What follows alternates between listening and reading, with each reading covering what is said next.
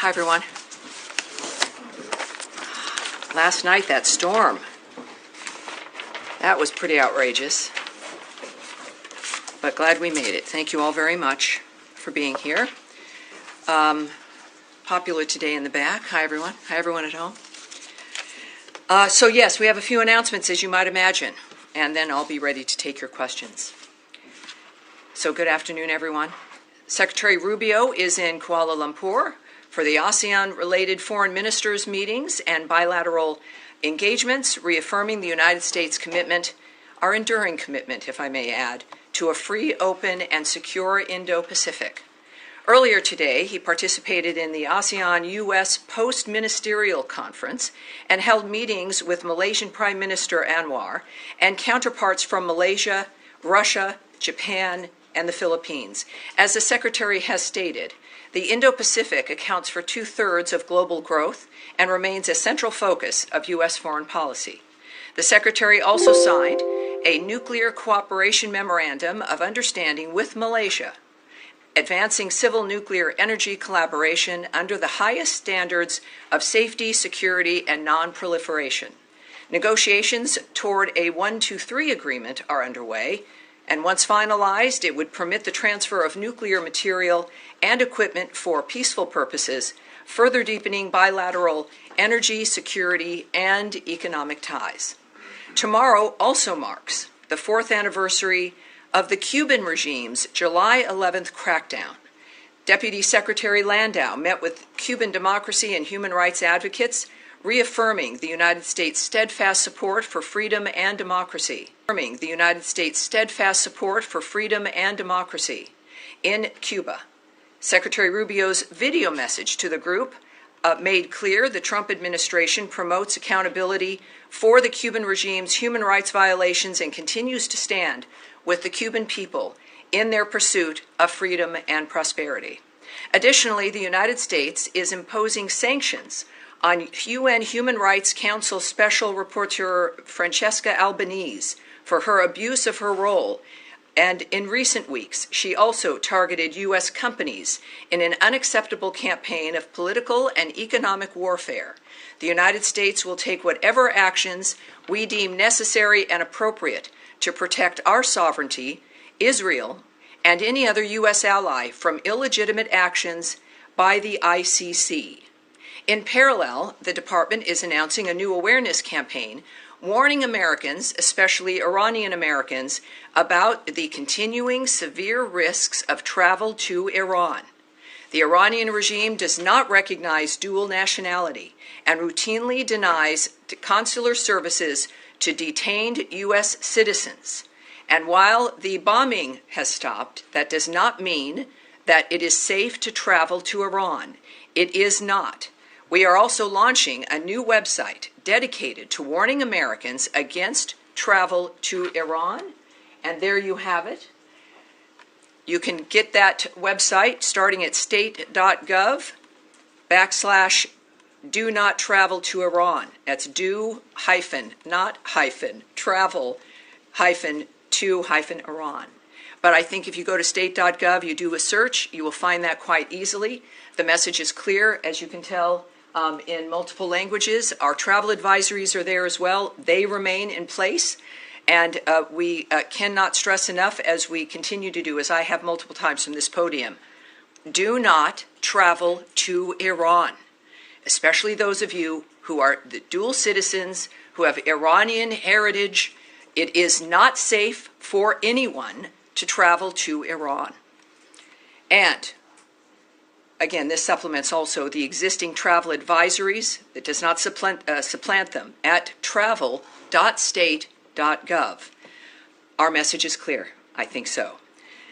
And finally, as many of you would know, the department is also undertaking a historic reorganization, as announced by Secretary Rubio on April 22nd, to better align workforce activities and programs with the America First foreign policy priorities. The Supreme Court's recent near-unanimous decision allows the reorganization to commence, and will ensure that the department moves at the speed of relevancy and restores the department to its roots of results-driven democracy. The plan, which has been approved by the Secretary and developed with extensive feedback from Congress and the workforce itself, is moving into implementation. I do also want to make a note here as my experience at the State Department now moves into its 6th month. The remarkable experience, the life-changing experience I've had getting to know the people who work in this building.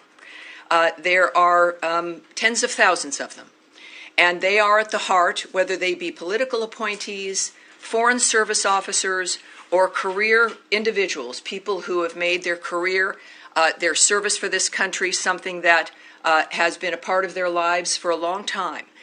It has been a remarkable experience to see how this building works, how the people work together moving forward to promote and to implement American foreign policy through the commitment and their patriotism. I have to say that in the midst of all of this, it's been, again, very transparent. I've been proud of that coming from the leadership of this building, as we've discussed this many times. And now this is the point where it begins.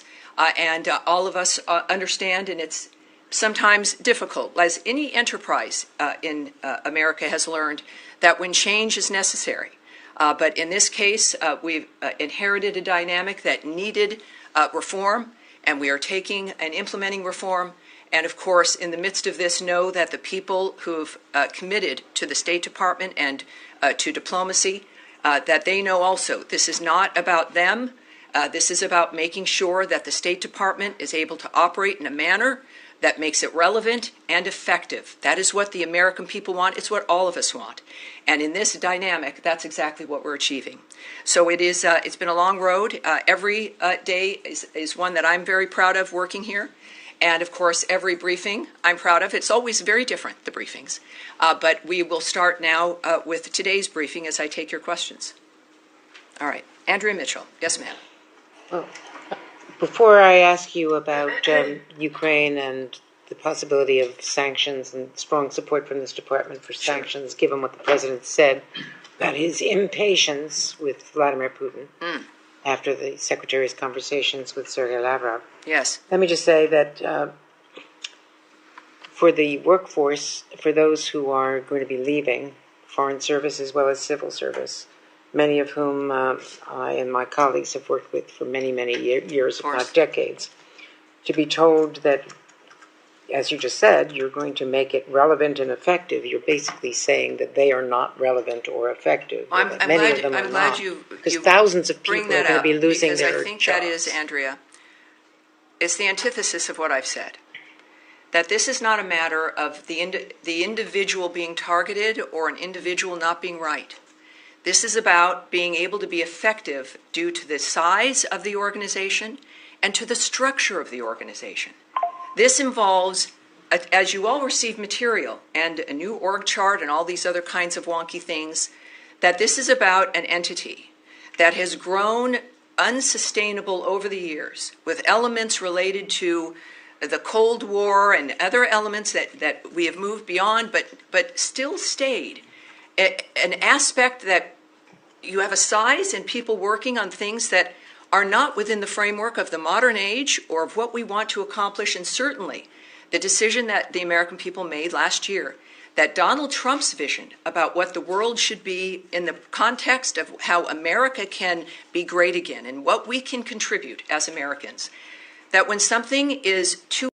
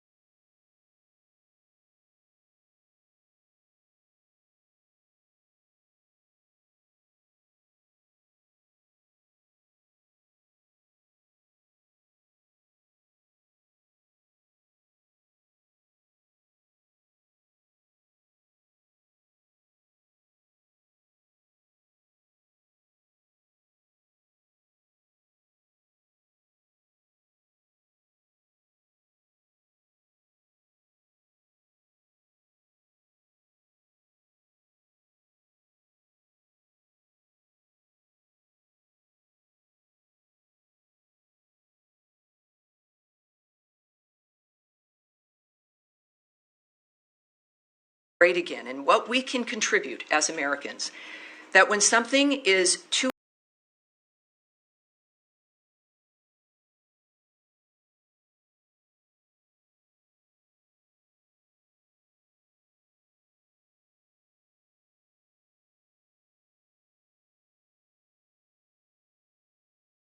great again and what we can contribute as Americans. That when something is too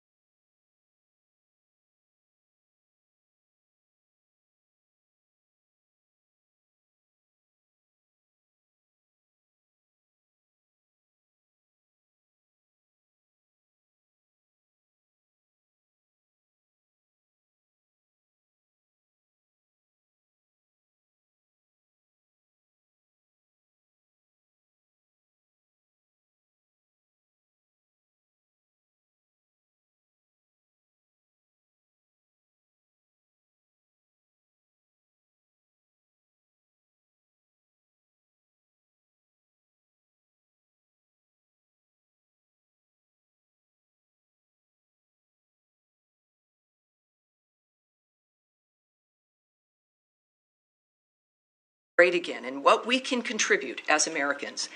That when something is too all of us want. And in this dynamic, that's exactly what we're achieving. So it is, it's been a long road. Every day is one that I'm very proud of working here. And of course, every briefing I'm proud of. It's always very different, the briefings. But we will start now with today's briefing as I take your questions. All right. Andrea Mitchell. Yes, ma'am. Well, before I ask you about Ukraine and the possibility of sanctions and strong support from this department for sanctions, given what the president said about his impatience with Vladimir Putin after the secretary's conversations with Sergei Lavrov. Yes. Let me just say that for the workforce, for those who are going to be leaving foreign service as well as civil service, many of whom I and my colleagues have worked with for many, many years, if not decades, to be told that, as you just said, you're going to make it relevant and effective. You're basically saying that they are not relevant or effective. I'm glad you because thousands of people are going to be losing their jobs. I think that is, Andrea, it's the antithesis of what I've said. That this is not a matter of the individual being targeted or an individual not being right. This is about being able to be effective due to the size of the organization and to the structure of the organization. This involves, as you all receive material and a new org chart and all these other kinds of wonky things, that this is about an entity that has grown unsustainable over the years with elements related to the Cold War and other elements that we have moved beyond but still stayed. An aspect that you have a size and people working on things that are not within the framework of the modern age or of what we want to accomplish, and certainly the decision that the American people made last year, that Donald Trump's vision about what the world should be in the context of how America can be great again and what we can contribute as Americans. That when something is too, in a conversation with Lavrov as an example, conversations the president would have with Zelensky, the president of Ukraine as an example, these are things that are important to realize. They're not static events that stand on their own. They are part of a fluid dynamic of conversations and negotiations. We are, as the president has said and the secretary has said and engaged in, we'll speak with everyone. Because every step makes a difference in the decision that you have to make in the end. And that's where we're at. The final thing is an Israeli airstrike hit Palestinians near a medical center in Gaza today. It killed 10 children and 6 adults. I'm wondering if there's been any outreach from the U.S. government to the Israeli authorities to take any steps to ensure civilians aren't killed in this? Well, I can't speak to that particular event. I would direct you to the country of Israel for answers in that regard. But we have said repeatedly that we decry the death of innocents. It's why we do what we do in so many countries around the world. It's part of what informs our action. And at the same time, we know that it's a war, and we stand by Israel, to say the least.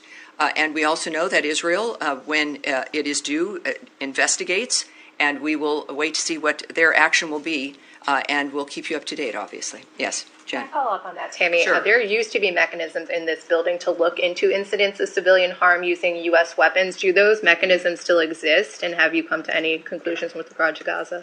Well, I can tell you again that the choices that we're going to make diplomatically in reaction to another country's actions or the nature of what's happening around the world, I won't discuss at this podium, or what our process is. But I can tell you that what I've experienced, and I think what all of you have seen over the years, is that we have mechanisms like that because we care about those issues. We have a constant communication with our allies around the world, and that is also something that we see benefiting the agenda of the President and the work of the Secretary of State. So clearly, we care about these issues. We're acting on them actively every day. And that will be one, obviously. I can update you on that, I'm sure, as we move forward. And then quickly on GHF, my colleagues and I reported that there were a number of internal concerns about funding GHF that were raised prior to the approval. Can you say whether the Secretary was aware of those concerns and why that approval was granted despite these? I know we've had that conversation before. First of all, I can give you an update. There's now 69 million meals that have been distributed to date at 4 distribution centers, all while preventing Hamas looting, which is, of course, an incredible feat. It should be commended and supported. I think most of us do. We also call on other aid agencies and the UN to participate in this system. It has been implemented and it works. And, of course, this is part of the creative solutions that the President has asked for regarding that region. When it comes to the activity that is happening or allegations that are made or the framework of what we're trying to achieve, I think that we're looking at a dynamic where it is a war zone. It's the same issues that we've been discussing about the task of getting humanitarian aid to people who need it. The world has clamored for this, and it's happening. And I think at this point, when we look at the nature of the number of meals that have been delivered and the efforts that have to be taken to save those lives, it is to be commended. It's not, certainly nothing will be perfect. I've said this before, that it can't be perfect because it is an unnatural, obscene environment. And for people looking for perfection in a war zone like that, being terrorized by terrorists, to demand perfection or a new normal of this environment is unacceptable. Nothing will be enough.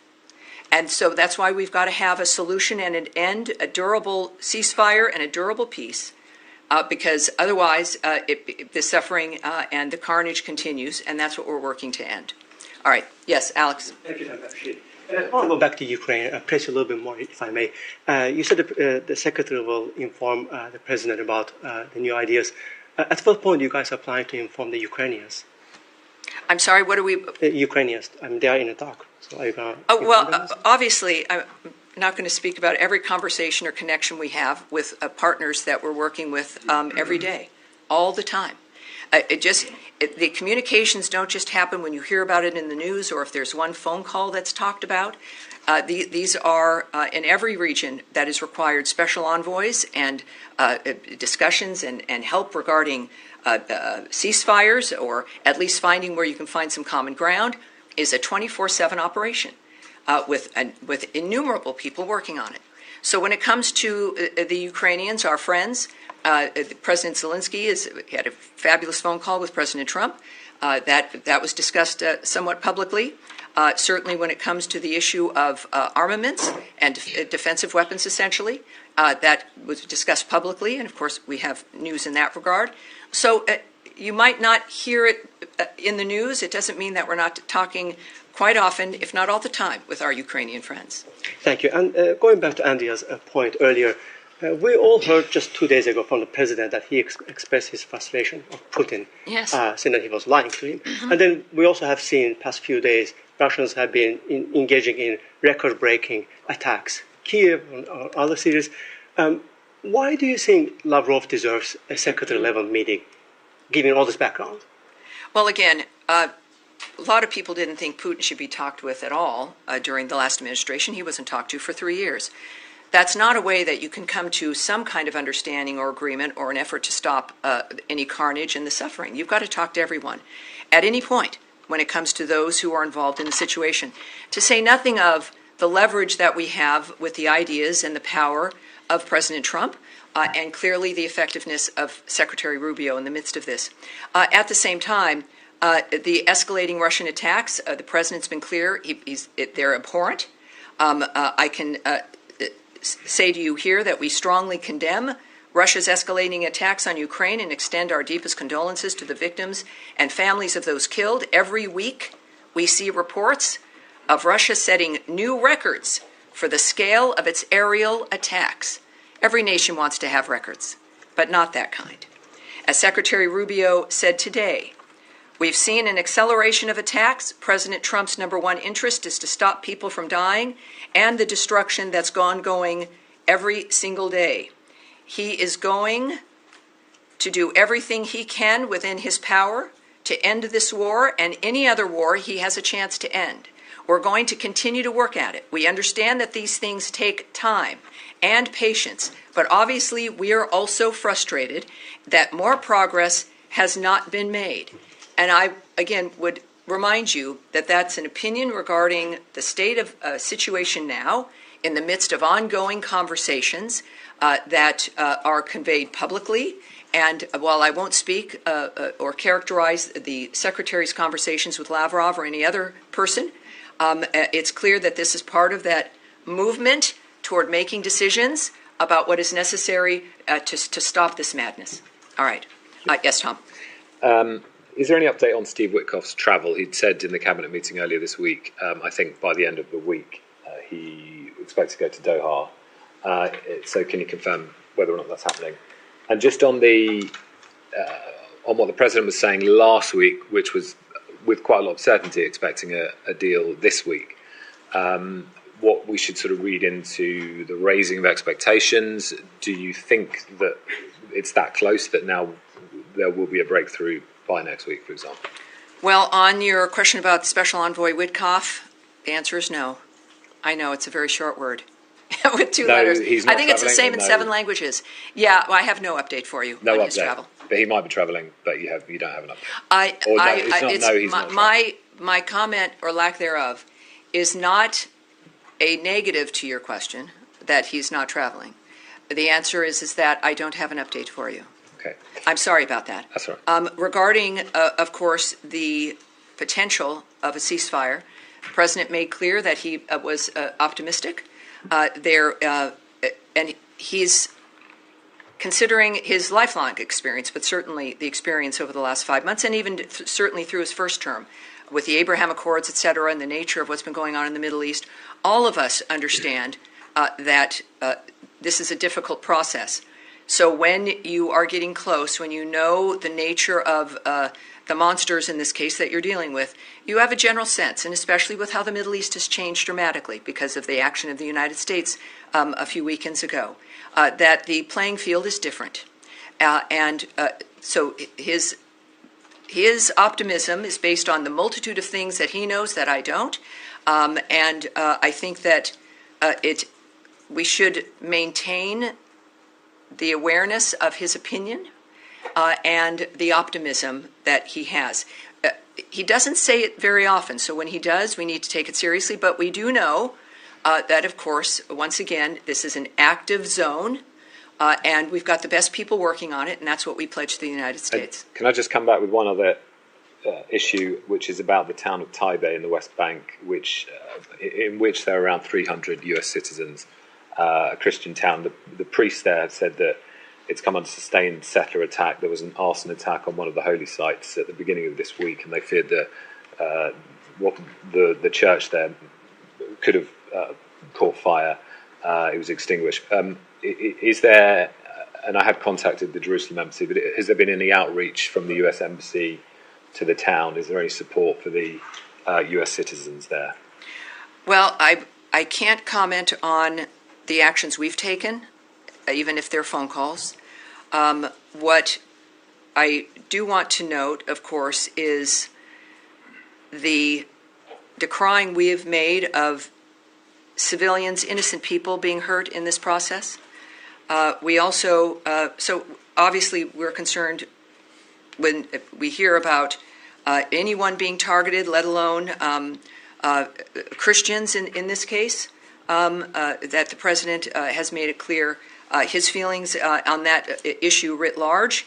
And it's difficult. All of this, it's war. It's war manifesting in very different contexts within that region, but also other places around the world.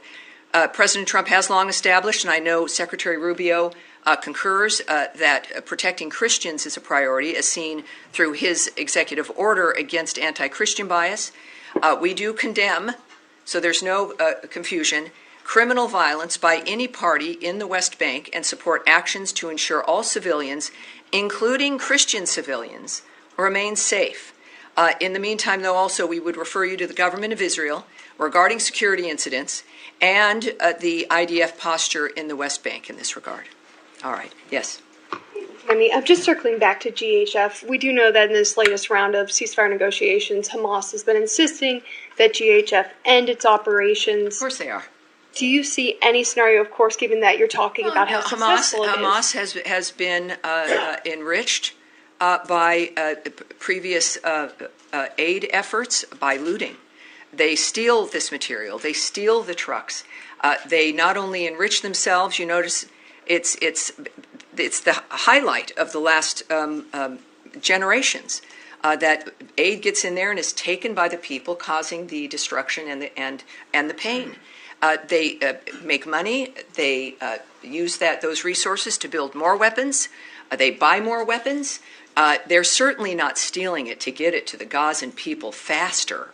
That's not why they're taking it. They're taking it for themselves, so they have obviously a few square meals every day. But there's money, and it makes there's many. It is an industrial complex, an aid industrial complex. But in that dynamic through a war zone, we've known that the enemy is the only one benefiting from that, and that's why this change. And of course, well, Hamas doesn't like it. Good. That's perhaps an indication that it has ruined that pipeline of money and support. You have people with the best of intentions of getting aid in, but when you see it's going to the people you're trying to stop, we have a duty to change the strategy, and that is what has occurred. So there is, of course, this obviously is working.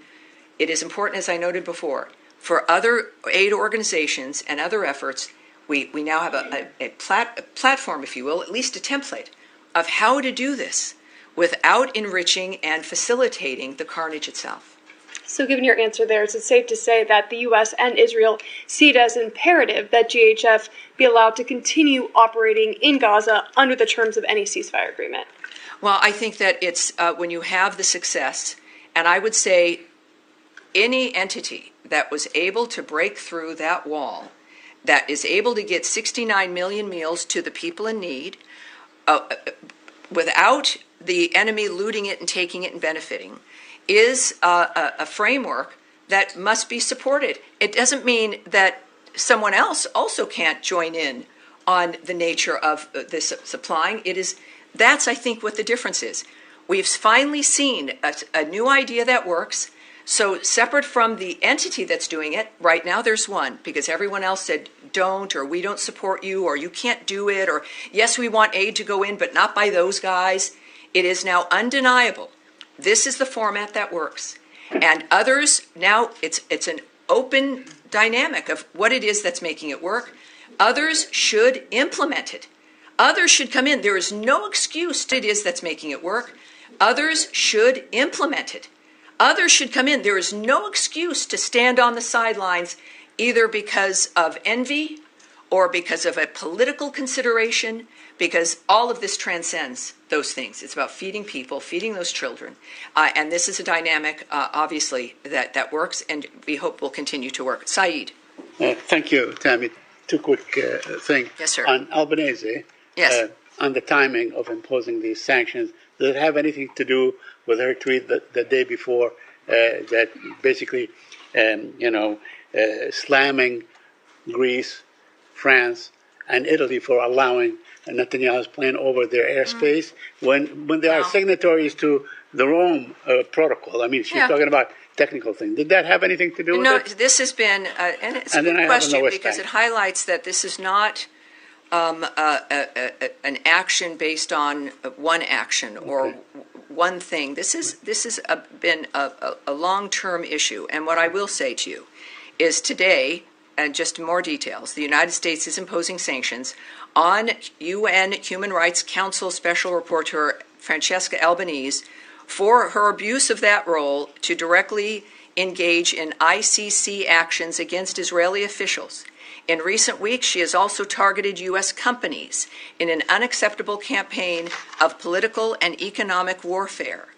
As the President's Executive Order, EO 14203, makes clear, the ICC's actions set a dangerous precedent for lawfare that endangers our national security and foreign policy and infringes on the sovereignty of the United States.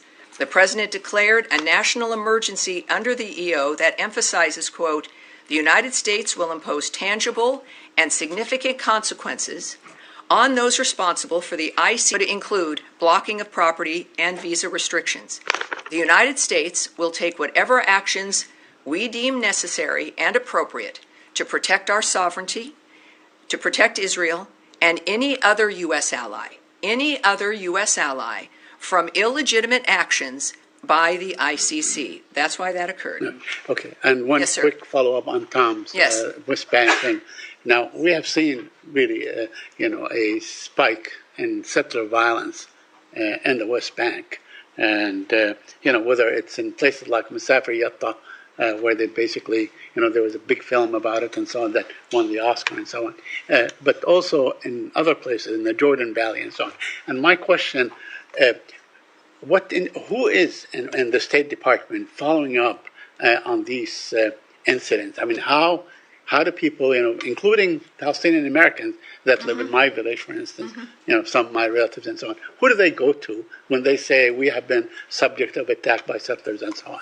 Well, obviously, first of all, Israel, of course, it's the government of Israel who they go to. Israel is an ally. But when you say who in this building works on this, I'm going to answer that. Yeah, okay. This is, and I've said this before, a lot of people don't know how the State Department works. It's not a bunch of people in suites, typing things down. Some people are. I do that sometimes, but I don't have a suite. But it's thousands of people, you guys. Right. It is thousands of people in bureaus that are assigned to regions who work literally, and they have, people assigned different times of the day and the night who are working all the time looking at the nature of what's occurring all around the world based on where their region might be. And, of course, this region, involving, of course, the Middle East, is very busy.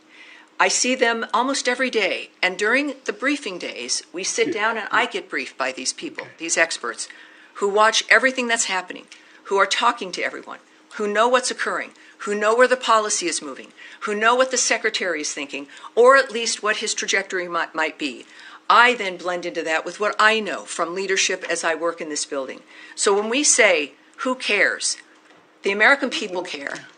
The State Department cares as a collection of the American people who have committed to this work specifically, which is not easy and does not make anyone rich, because they care about the country and they care about what happens around the world in the relationship of making sure America stays safer, more secure, and more prosperous. That's who cares, and that's who's working on it. Thank you. Yes, sir, right there behind. Okay, so, Yes, sir. Thank you so much, Sammy. Just a follow-up on Saeed's question as well. Is the Office of the U.S. Security Coordinator in Jerusalem still working under General Michael Flynn, I believe?